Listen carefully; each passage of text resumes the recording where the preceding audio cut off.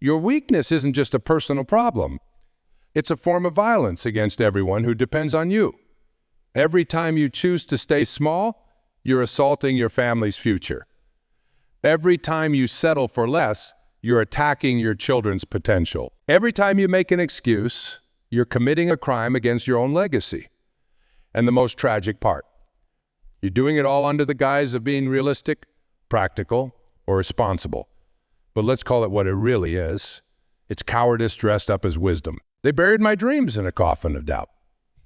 Every morning, I would wake up and stare at that ceiling, listening to the voice inside my head, whispering, "You're not enough."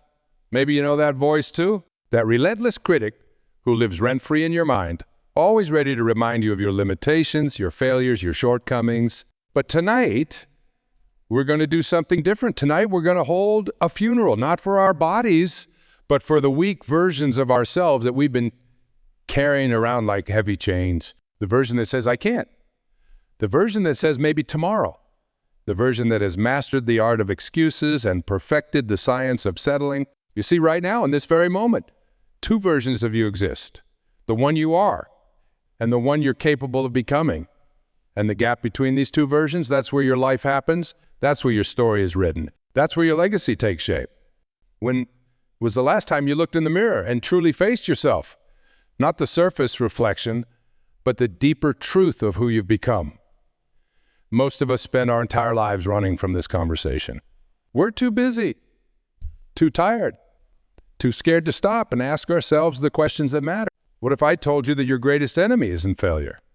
It isn't rejection or criticism or even fear itself. Your greatest enemy is comfort. Comfort is the silent killer of dreams. It's the warm blanket that feels so good in the moment, but slowly suffocates your potential. Think about it. Every morning, millions of people wake up with a dream in their heart and go to bed with an excuse in their mind. The timing isn't right. I'm not ready. What will others think? These aren't just thoughts. They're the building blocks of a prison we construct around ourselves. You know what's fascinating? When a lobster grows, it feels uncomfortable in its shell. The pressure builds until it can't take it anymore. Then it goes into hiding, sheds its shell, and grows a new one. During this time, it's vulnerable, exposed, but without this discomfort, without this period of vulnerability, it would never grow. Are you any different? Every time you've grown in your life, truly grown, wasn't it uncomfortable? Didn't it require you to shed something familiar and safe? But here's what nobody tells you about personal transformation. It's not about adding more things to your life. It's about stripping away. It's about killing off the weak versions of yourself that you've been tolerating. The procrastinator, the excuse maker, the conflict avoider, the people pleaser. These aren't personality traits. They're habits. And habits can be changed. Take a moment right now. Close your eyes. And feel the weight of all the versions of yourself you've been carrying around. The one who says, "I'll start my business someday." The one who says, "I'll repair that relationship when they make the first move." The one who says, "I'll take care of my health after this project is done." Each of these versions of you is like a computer program running in the background of your life, consuming energy, draining your potential, keeping you small. But here's the truth that most people never realize. These weak versions of yourself don't die of natural causes. They don't just fade away with time. They have to be killed off intentionally, purposefully, decisively. You want to know why most people never change? Because change requires murder. You have to be willing to kill off the old version of yourself to make room for the new one. And that's scary. It's violent. It's uncomfortable, but it's necessary.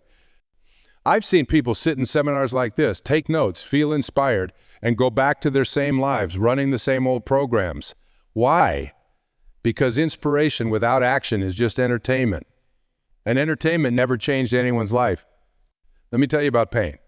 Not the physical kind, though that's real too, but the soul deep pain of knowing you're capable of more and choosing to settle for less. That pain, it's not your enemy, it's your compass. It's pointing you toward growth. Every time you feel that discomfort, that tension between who you are and who you could be, that's not a signal to retreat. That's not a warning to stay safe. That's your future self trying to emerge. That's your potential banging on the door of your consciousness, demanding to be let out. This is the part that might make you uncomfortable. This transformation we're talking about, it's not something that happens to you.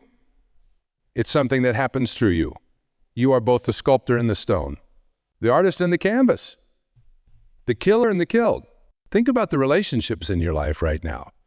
The ones that drain you, the ones that dim your light, the ones that keep you tethered to old versions of yourself.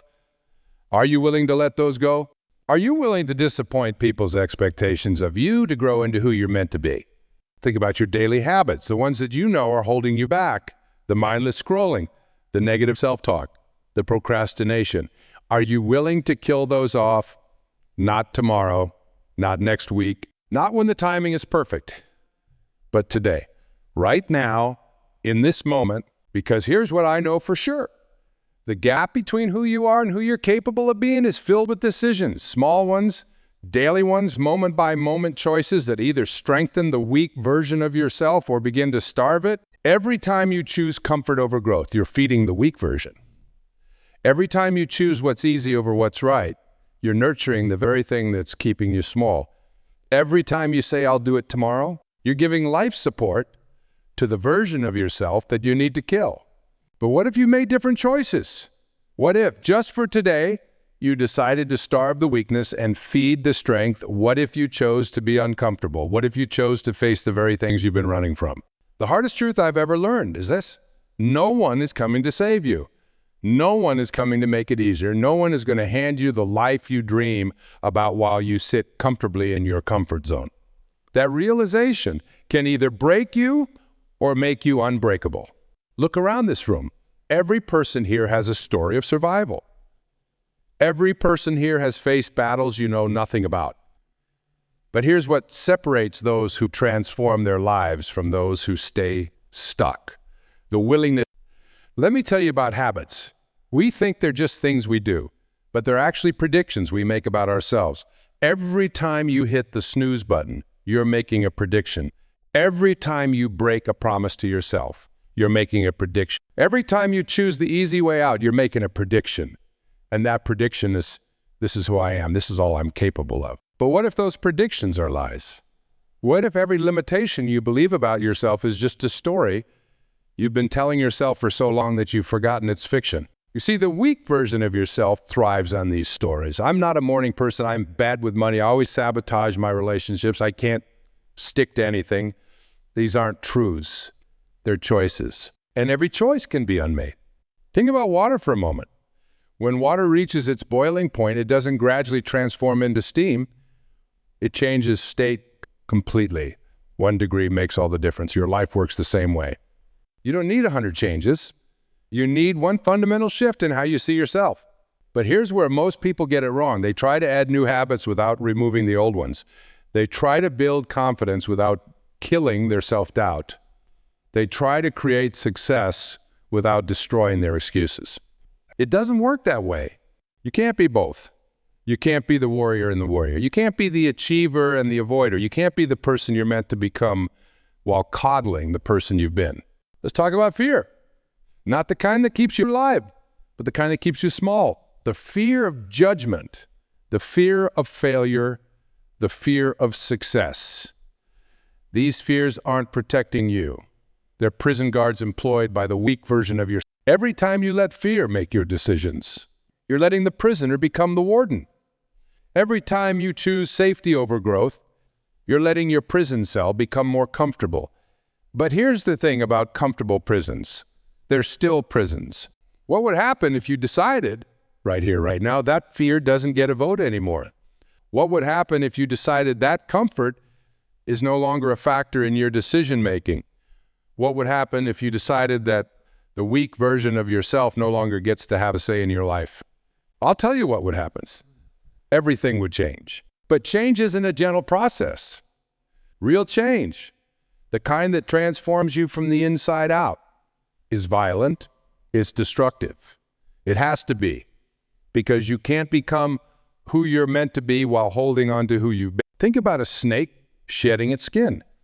It doesn't gently slip out of it. It has to break free. It has to push against it. It has to tear away from it. And for a while, it's vulnerable, exposed, uncomfortable. But that discomfort is the price of growth. Are you willing to pay that price? Are you willing to be uncomfortable? Are you willing to be misunderstood? Are you willing to disappoint people who are invested in keeping you small? Because here's what nobody tells you about personal transfer, man. It's not just about you. Your weakness doesn't just affect you. Your unfulfilled potential doesn't just hurt you. Every time you choose to stay small, you rob the world of what you could have contributed.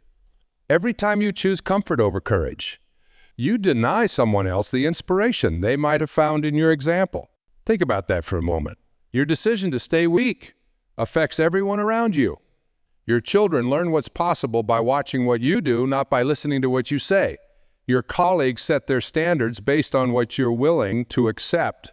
Your friends calibrate their ambitions to match your level of commitment. So when you choose to stay weak, when you choose to stay small, when you choose to stay comfortable, you're not just making that choice for yourself. You're making it for everyone who's watching you, everyone who's counting on you, everyone who might have been inspired by your courage to find their own.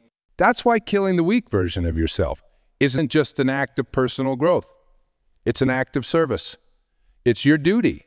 It's your responsibility, not just to yourself, but to everyone whose life you touch. Let me share something with you about pain that nobody talks about.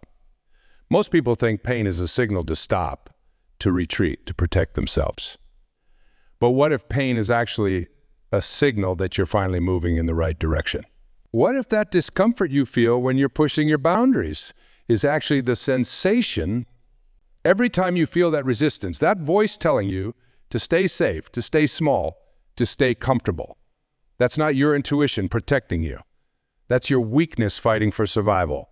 And just like any living thing fighting for its life, it will fight dirt. It will use every trick, every excuse, every justification it can think of to stay alive. Your weakness knows your secrets. It knows your insecurities. It knows exactly what stories to tell you to keep you in line. You're not ready. You need more preparation. What if you fail? What will people think? These aren't random thoughts. They're survival tactics of your weak self. We can only survive if you feed it. Every time you give in to fear, you feed it. Every time you choose comfort over growth, you feed it. Every time you make an excuse instead of taking action, you feed it. And what you feed grows. What are you feeding right now? Are you feeding your strengths or your weakness? Are you feeding your courage or your fear? Are you feeding your potential or your limitations? Look at your phone. How many hours do you spend scrolling through other people's lives instead of building your own? Look at your calendar. How many hours do you spend in meetings talking about what you're going to do instead of actually doing it? Look at your relationships. How many hours do you spend with people who drain your energy instead of those who fuel your growth? These aren't just habits.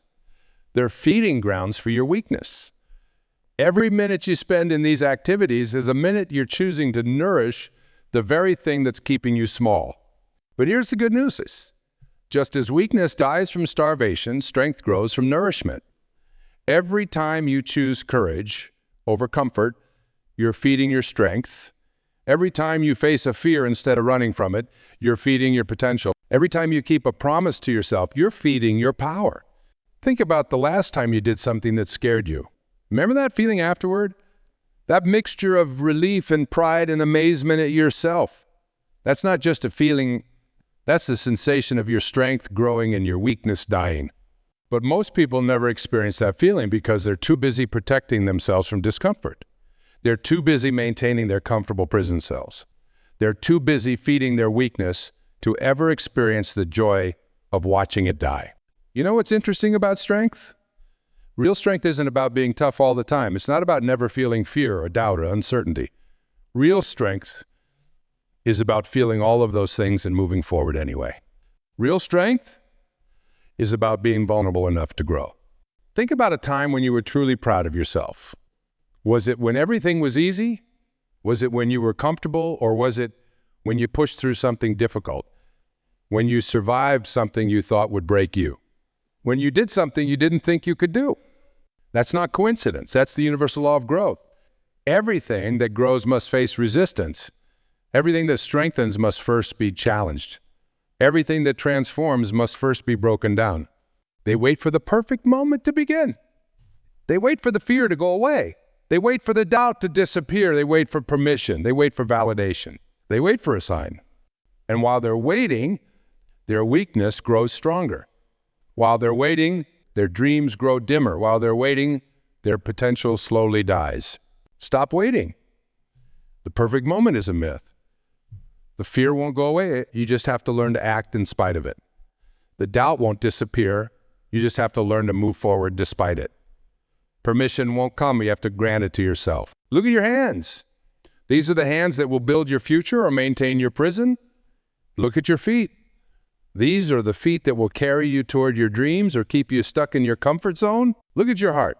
This is the heart that will either surge with courage or shrink with fear. The choice is yours. Every moment of every day, you're making a choice. You're either feeding your strength or feeding your weakness. You're either killing your limitations or killing your potential. The part that might scare you, and this decision isn't a one-time thing. It's not something you decide once and then you're done. It's a moment-by-moment choice that you have to make over and over again. Every morning when that alarm goes off, you're making a choice. Every time you face a challenge, you're making a choice. Every time you feel fear or doubt or uncertainty, you're making a choice, and each choice either feeds your weakness or starves it. Let's talk about something that might make you uncomfortably. Not the kind where someone else holds you accountable, but the brutal, honest accountability you must have with yourself. Because here's the truth. You know exactly what you need to do. You know exactly what's holding you back.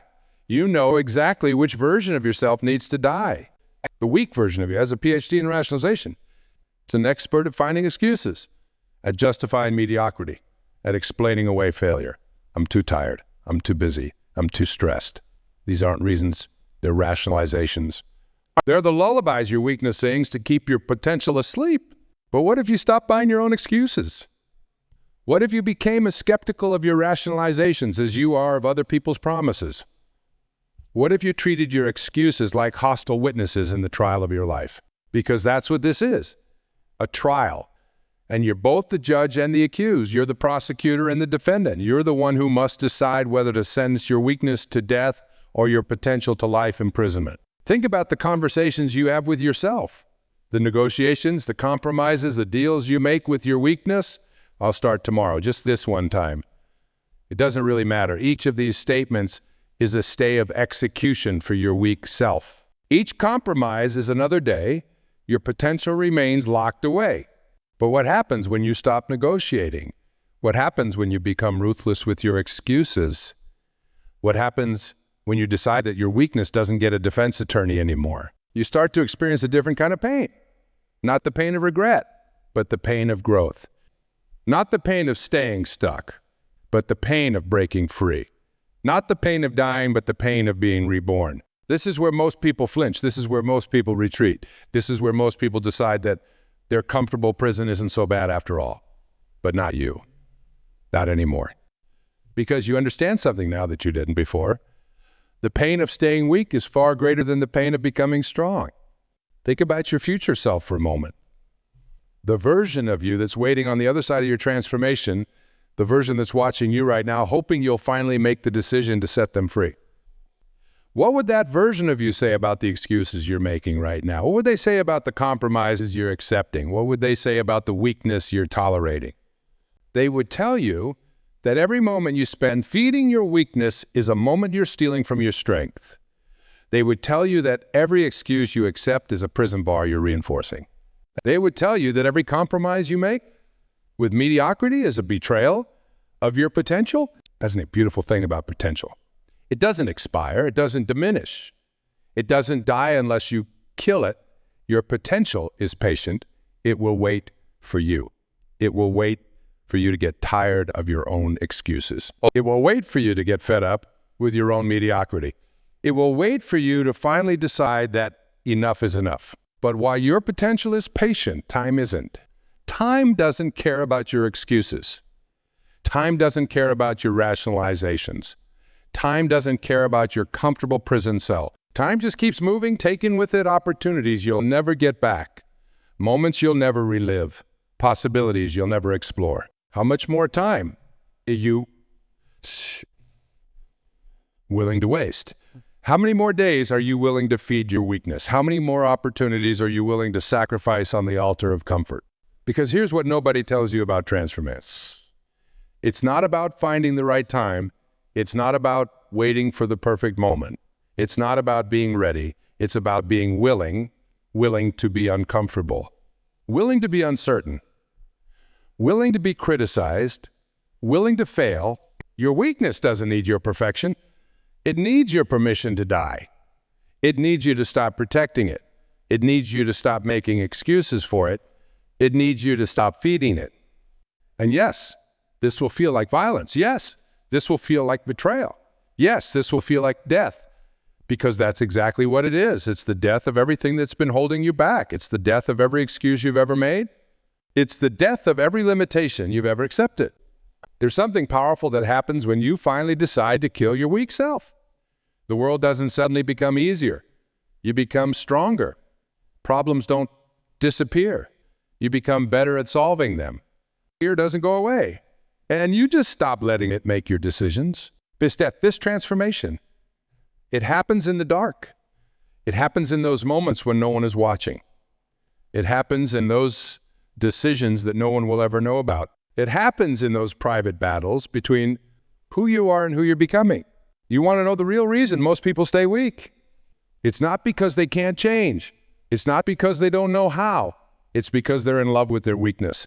They're in love with their excuses. They're in love with their stories about why they can't, why they shouldn't, why they don't. But love can be toxic. Love can be blind. Love can keep you trapped in relationships that no longer serve you, even relationships with versions of yourself that need to die. So let me ask you one final time. Are you ready to fall out of love with your weakness? Are you ready to stop protecting it? Are you ready to stop making excuses for it?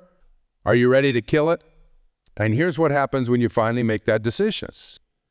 Your entire world shifts, not gradually, not slowly, but in an instant, the instant you decide that your weakness doesn't get a vote anymore. The instant you decide that comfort is no longer a factor in your decision-making. The instant you decide that your potential is more important than your protection. From this moment forward, every decision you make is either feeding your strength or feeding your weakness. Every choice you make is either moving you towards your potential or keeping you in your prison. Every action you take is either killing your weakness or killing your dreams. There's no neutral ground. There is no middle path. There's no comfortable way to transformation. There's only the choice, will you be the killer or the killed? Will you be the master or the slave? The weak version of you is counting on your hesitation. It's counting on your doubt. It's counting on your fear. It's counting on you to keep making the same choices you've always made, to keep accepting the same excuses you've always accepted, to keep settling for the same mediocrity you've always settled for. Prove it wrong. Right here, right now. Make the decision that your weakness has been dreading. Make the decision that your potential has been waiting for. Make the decision that your future self will thank you for. Decide that from this moment forward. Comfort is no longer a factor in your decision-making. Decide that from this moment forward, fear doesn't get a vote. Decide that from this moment forward, excuses don't get a hearing. Because here's the truth that your weakness doesn't want you to know. You are far more powerful than you've allowed yourself to believe. You are far more capable than you've allowed yourself to experience. You are far more amazing than you've allowed yourself to become. But that power, that capability, that amazingness, it's on the other side of this death, it's on the other side of this killing, it's on the other side of this transformation. So stand up right now. Stand up and feel the weight of every excuse you've ever made, every limitation you've ever accepted, every dream you've ever deferred. Feel their weight. Because today isn't just another day. Today isn't just another motivational speech. Today isn't just another moment of inspiration that will fade when you walk out those doors. Today is an execution. Today is a funeral. Today is the day you decide to kill the weak version of yourself that's been holding you back, holding you down, holding you prisoner. And tomorrow you'll wake up lighter. Tomorrow you'll wake up stronger. Tomorrow you'll wake up one step closer to the person you're meant to be. But only if you make the decision. Only if you become the killer. Only if you choose right here, right now, to end the life of every weak version of yourself that's been standing between you and your potential. The choice is yours. The time is now. The weak version of you is waiting for your verdict. What's it going to be?